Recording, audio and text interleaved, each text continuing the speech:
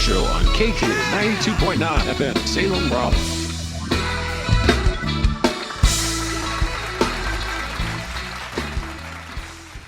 Hey, welcome to the show. We've got a special guest today. It's Abigail Stahlschmidt, who is a model and a professional musician. What's up, Abby? Welcome to the show.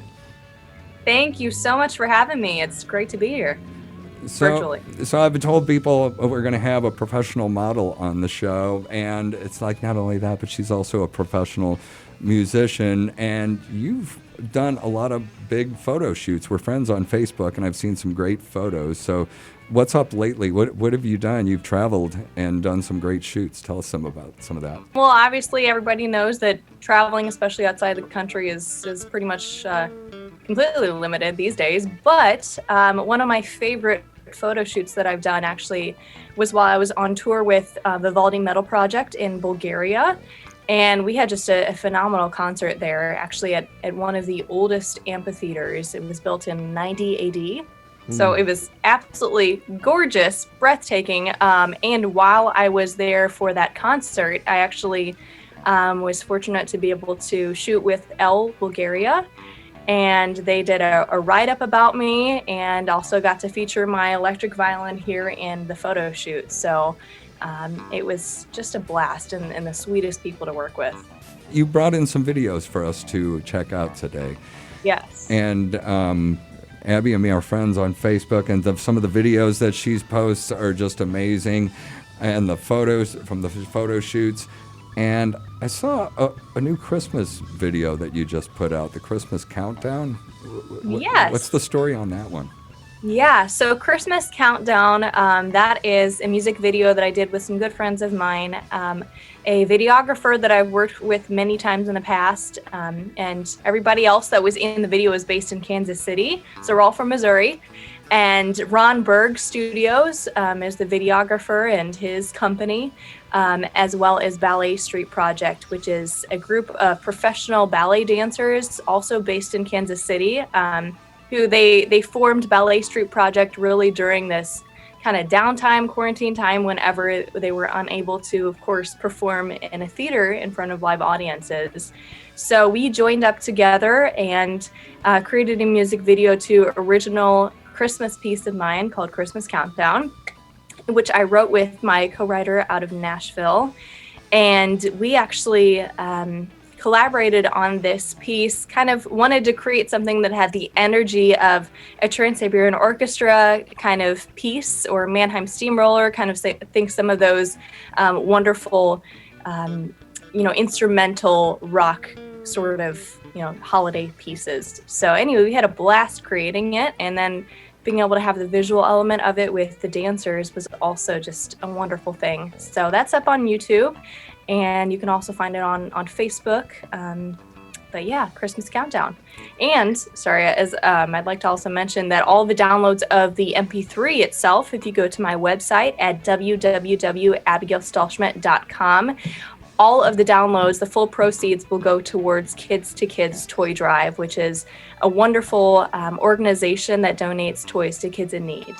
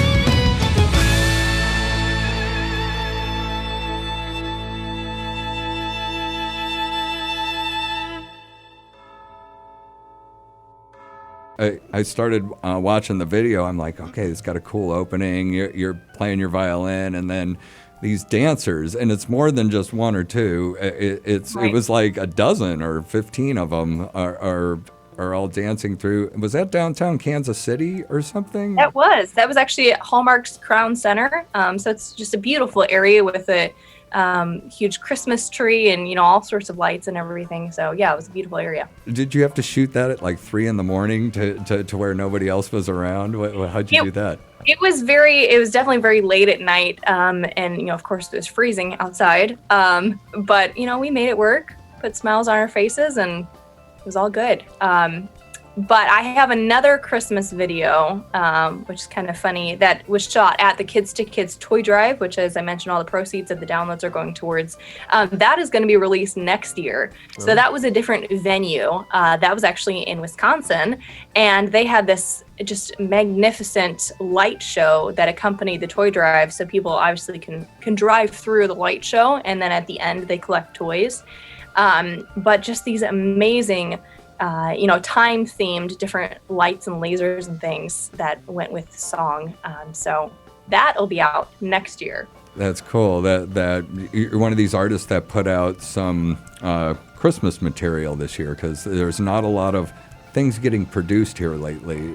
So it was refreshing to see you put out something, and the fact that it was a collaboration with a dance company. Artists are limited on what we can do these days, and if you really try, you can still kind of knock something out. So we were real impressed.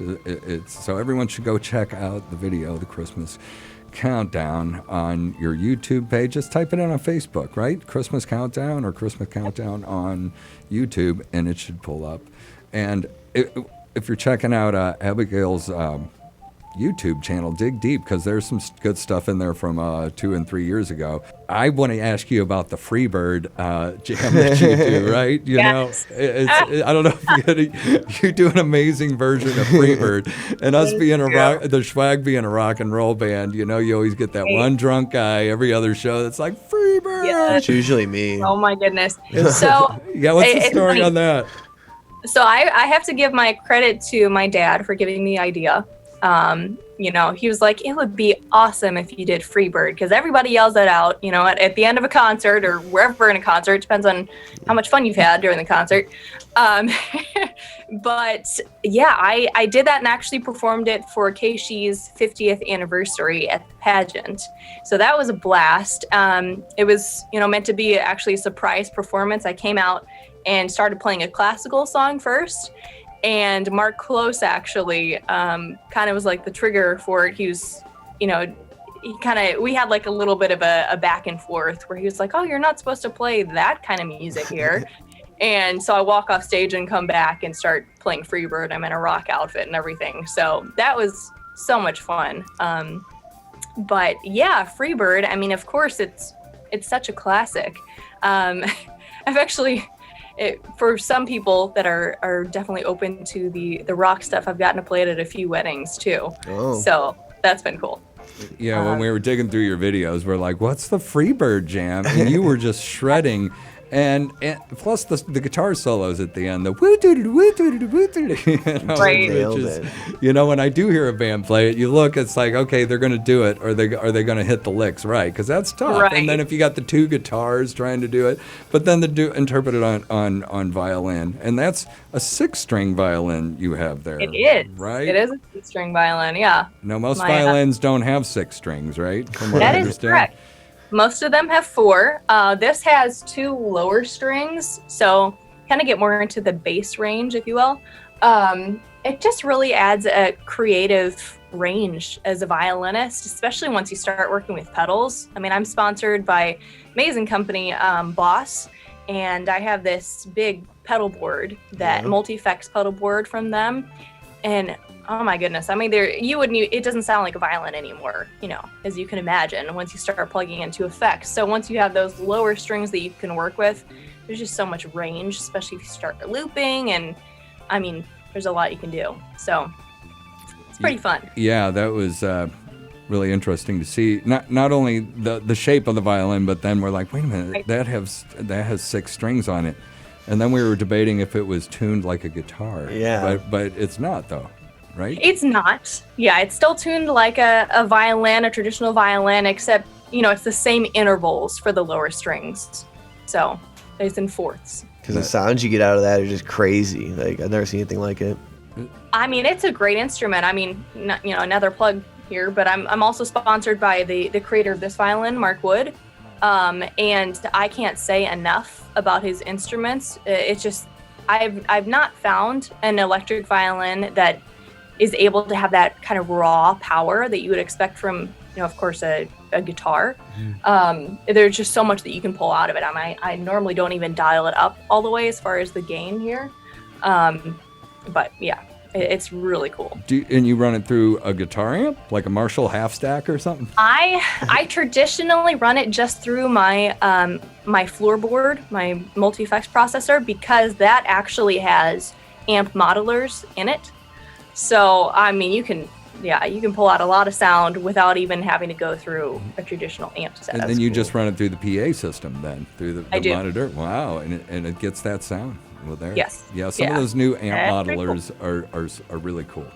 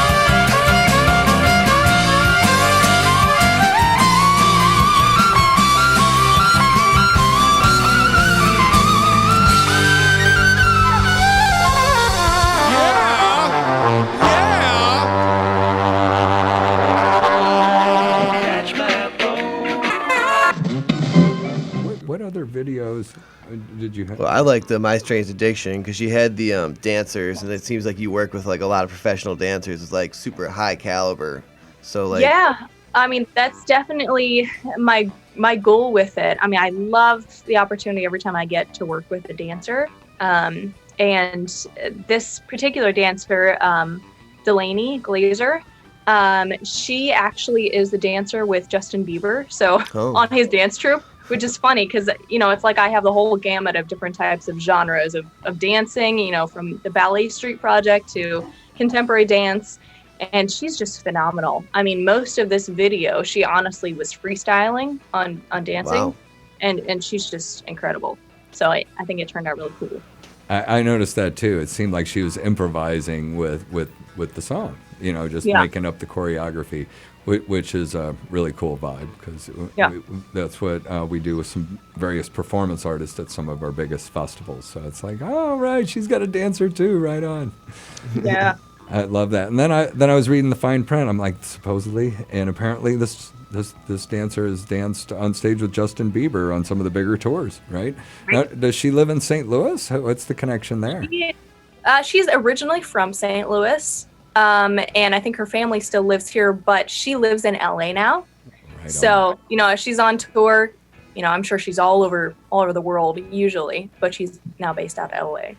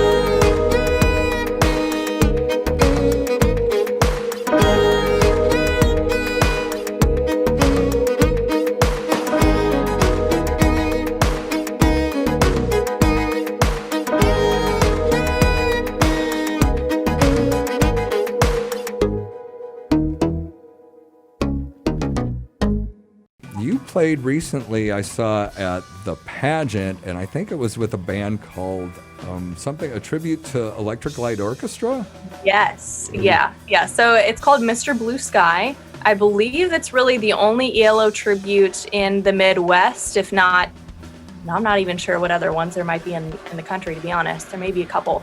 However, yeah, that was at the pageant. Of course, we had a social distance, but we were able to still sell out under, the limited capacity guidelines.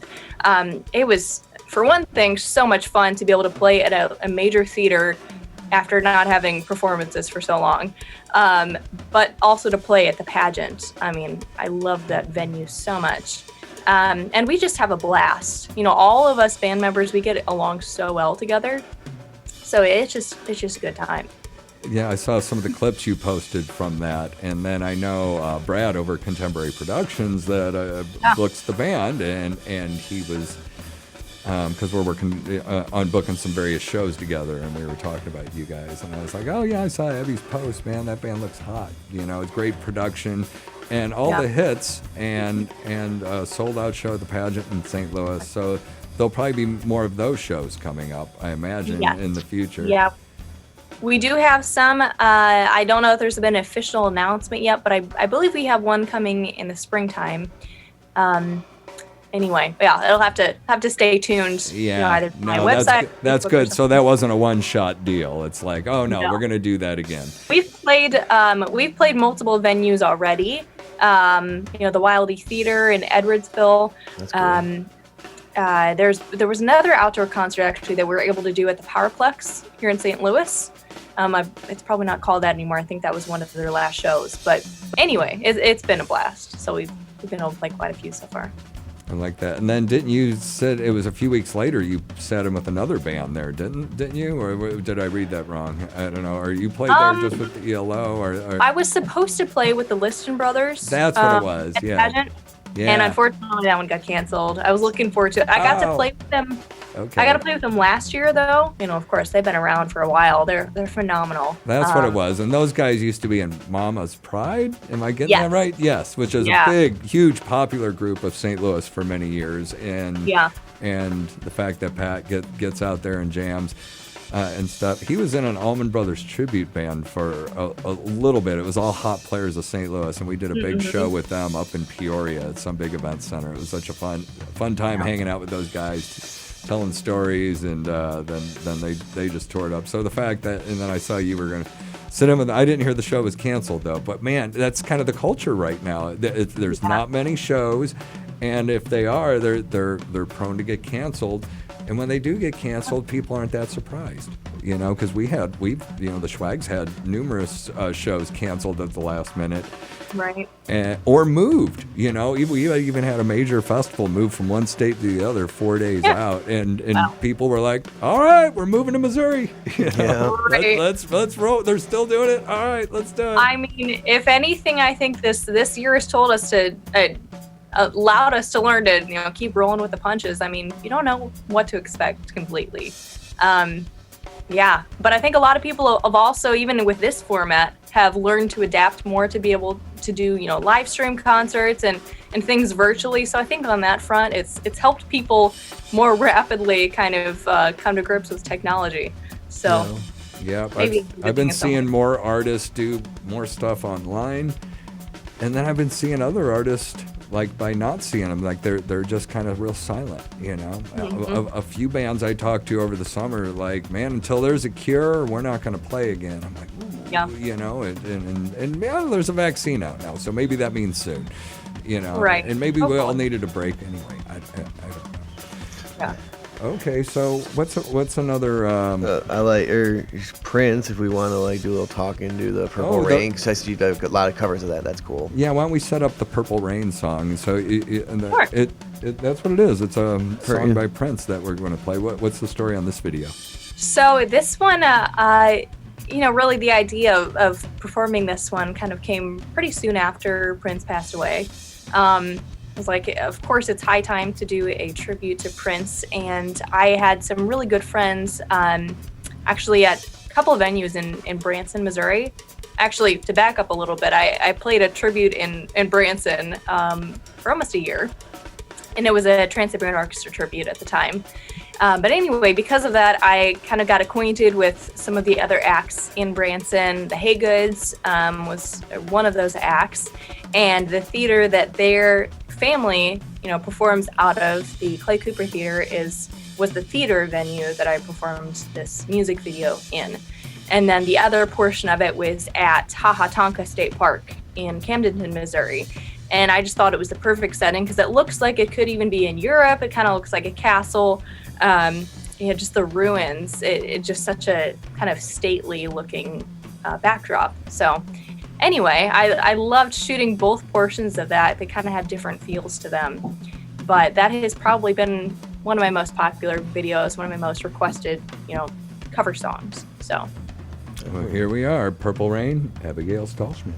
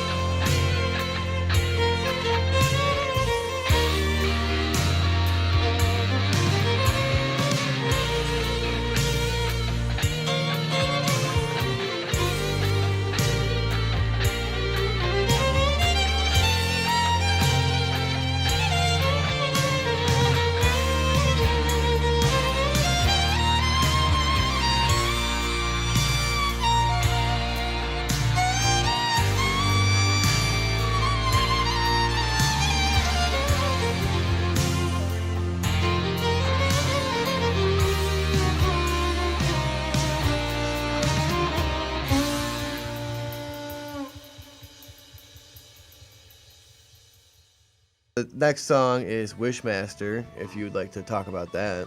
Absolutely. So Wishmaster kind of was born out of my affiliation with a Vivaldi Metal Project, a European-based rock band that I've been performing with since 2018. As of so far, we've been able to perform in Finland, in Italy, in Bulgaria, really all over Europe. Unfortunately, we got sidelined for a little bit this year, but we are working on our second studio album, Vivaldi Metal Project 2. And just to give you a little bit of a backstory, the first album was one of the largest worldwide collaborations probably ever. We had, I don't know the exact number, but over 150 musicians on the album. I would not want to be the person editing it because it's a massive job. Wow. But it turned out fantastic, and the second album is similar. I think it's actually even larger than the collaborative size of the first album. But all of the pieces are based off of classical masterworks. So Vivaldi, Mozart, Brahms, you name it, a lot of different classical composers. And like I said, that second album has been in the works this year. Hopefully we'll have it finished and out soon. But because of those collaborations and those people that I met within the Vivaldi Metal Project, I was able to work on Wishmaster, actually with my good friend now, Quentin Cornett, who is the lead, the main guitar player in that piece. And Mineva is the phenomenal singer who is also in this video. So we decided to team up. Mineva I met through Quentin, and Quentin actually toured with us in Vivaldi Metal Project. So yeah. So anyway, it's just such a fun piece.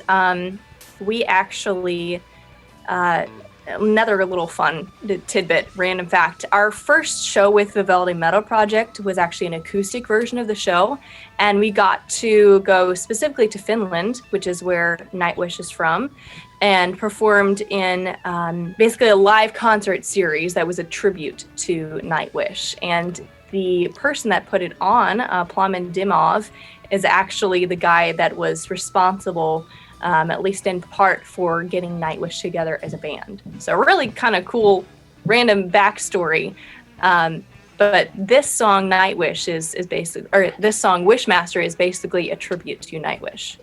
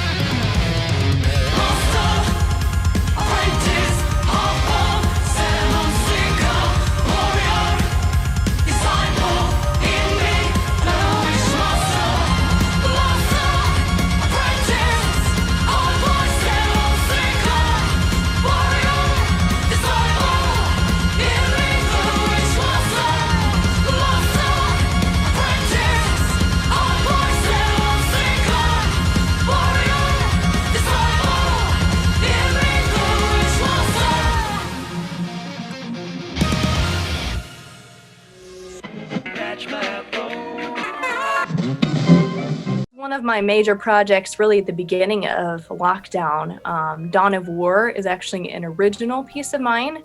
I created that alongside my co-writer Cliff Downs out of Nashville.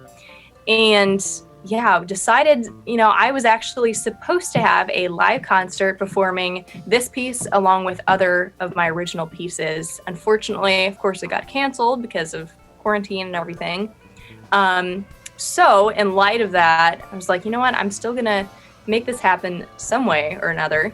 So I basically enlisted the help of about 20 or so musicians from all over the world and created this, multi-screen collaborative video.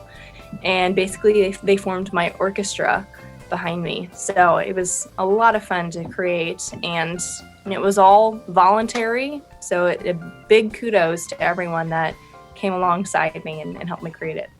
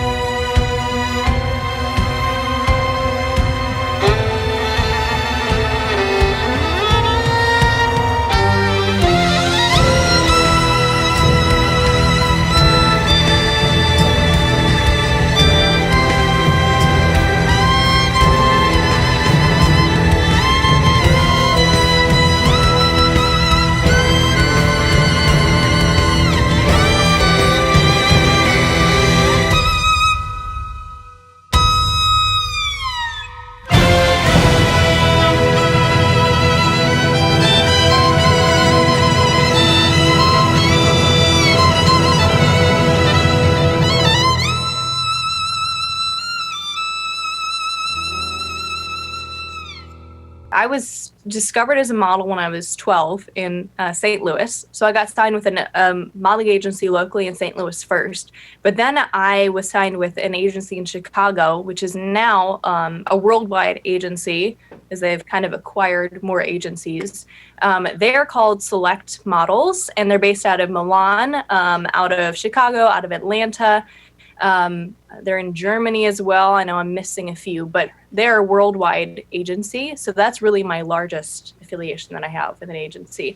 The Block agency is based out of Nashville. So I'm really good friends with the owner of that agency. He's phenomenal. He's very personable. So kudos to him as well.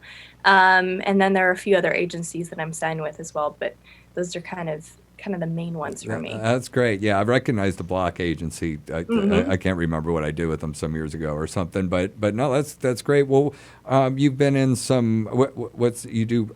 I know you did some product modeling, and there's like a jewelry line that you're sponsored by, and then you've been in some magazines and newspaper ads. So I mean, like I mentioned, I've been modeling since I was 12. So I've done a wide range of things from, the typical runway modeling and fashion and editorial. A few years back, I modeled for Mary Kay, and, I've done voiceover work. And fun, random thing is that I did the voiceover work for Laura Croft Relic Run. Ooh. I mean, Wow, just kind really? of random. That's cool. That's cool. I like to throw that one. That's like a little party, like little trivia question for me. I've done a lot of stuff, kind of wide range of, commercial work, stuff for department stores, like I said, perfume. I've even modeled like doctor's scrubs. I mean, it's just, whatever they want to pay me to do. So you probably get to travel a lot then and get to see the world doing that. So is anything like stood out, like as far as like where you've been or food or experiences or? Definitely being outside of the country has been my favorite. As I mentioned, I think really my favorite one so far was modeling for Elle magazine in Bulgaria. Just, of course, being able to go to the kind of the countries where they have, you see history, especially like in Italy. I mean, I got to see the Colosseum, see some of those just magnificent structures that, we don't have that here. And of course the culture, it was also fun getting to kind of go to the little, village areas, go around Lake Como and see just the buildings and kind of that, you get the feeling that a lot of people, they grow up there and they never leave. I mean, it's really kind of cool to see the collectiveness and the villages and everything, and get to experience the cooking and, the mom and pop type stores. I mean, it's amazing. And then to see the countryside too. Now, with the entertainment industry, it's slowed down because we couldn't gather as much. But did the work slow down a lot for the modeling and photo shoots, it being smaller gatherings? I have to say that I definitely am very fortunate because I had clients that I worked with before quarantine, before lockdown started happening. And, there's still production happening. Obviously, companies still need to sell clothing. So I was fortunate enough to be able to still work pretty consistently, except for maybe the 2 months where pretty much everything shut down. Nobody had work for about 2 months, this year. But having said that, I've only been traveling by car. I can't travel on an airplane right now because of kind of some of the agreements that I have with the companies I work with, just to, be safe. But yeah, I mean, I've been very fortunate on that front to work pretty consistently. And also, the downtime that I have had, I've been able to work on my own album. That song Dawn of War is going to be on the album, as well as other songs that are kind of in the same vein of the cinematic kind of film score inspired music. And hopefully I'll have that out very soon as well. But that's really given me more time to collaborate with my co-writer Cliff Downs and to kind of just polish the works that we already have. So that's great. Yeah, it's been used. It's been used well. That's awesome. So if you're all just tuning in, this is the Jimmy Tebeau Show, and we're talking with Abigail Stahlschmidt, who is a professional model and professional musician. And you could find more about her at, well, let's plug your social media. You have a website, obviously, Facebook. Tell us about it. Yes. So you can certainly find me at my website, www.abigailstahlschmidt.com. And my social medias are under Abby Stahlschmidt, Abby Stahlschmidt, for Facebook, Instagram. I'm on Twitter as well. And yeah, you can find me in all those places, as well as YouTube, where you could look up a lot more live performances and music videos and collaborations. So definitely follow along. I'll be putting some more stuff out very soon, I'm sure. That's great.